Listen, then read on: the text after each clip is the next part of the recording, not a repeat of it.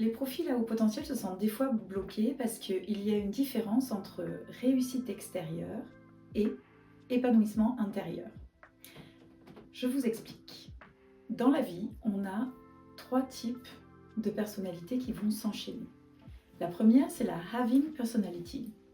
La having personality, c'est notre ADN, notre éducation, notre culture, notre environnement. En général, cette phase se situe entre 0 et 20 ans, 25 ans.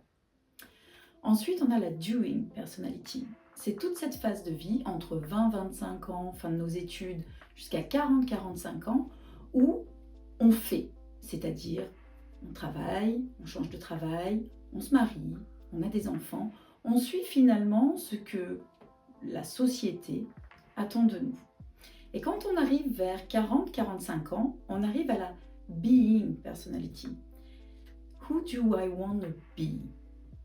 Et c'est là que les gens qui ont un fort potentiel et qui, sur la phase doing, sont montés en puissance et ont réussi leur carrière, arrivent à un stade où la réussite n'est plus suffisante. On veut de l'épanouissement. Who do I want to be? Qui suis-je dans mon job, dans ma vie, avec ma famille, avec les gens avec lesquels j'interagis? Et c'est là que c'est très intéressant de se poser la question de quelle est ma contribution dans l'entreprise? Où est-ce que moi j'apporte une réelle valeur ajoutée?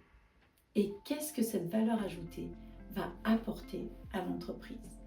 Et à ce moment-là, je peux vous assurer que les gens qui ont du haut potentiel fleurissent. Ce qui est intéressant quand on a une posture professionnelle claire, c'est que l'on se sent aligné.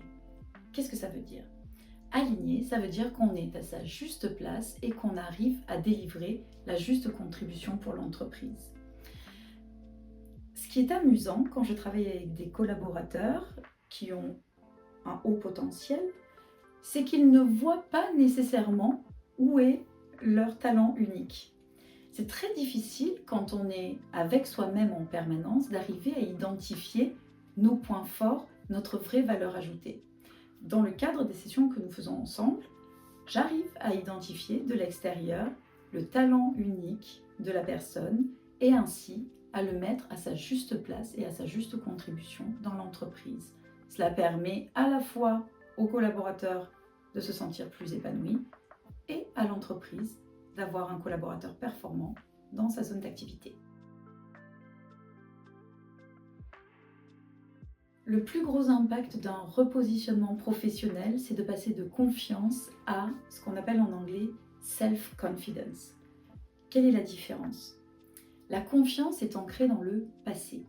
Ce que j'ai fait, ce que j'ai vu, ce que j'ai expérimenté, ce que je connais.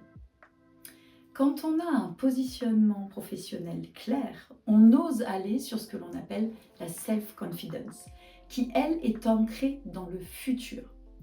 La self-confidence, c'est en fait la capacité de savoir que quoi qu'il arrive, positif ou négatif, on saura gérer le sujet.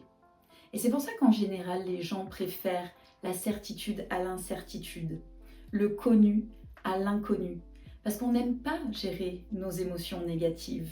Quand on arrive à faire ce switch de passer au futur, de confiance à self-confidence, parce qu'on est dans notre juste place, à notre juste contribution, on ose aller au-delà de ce qui est simplement attendu de nous.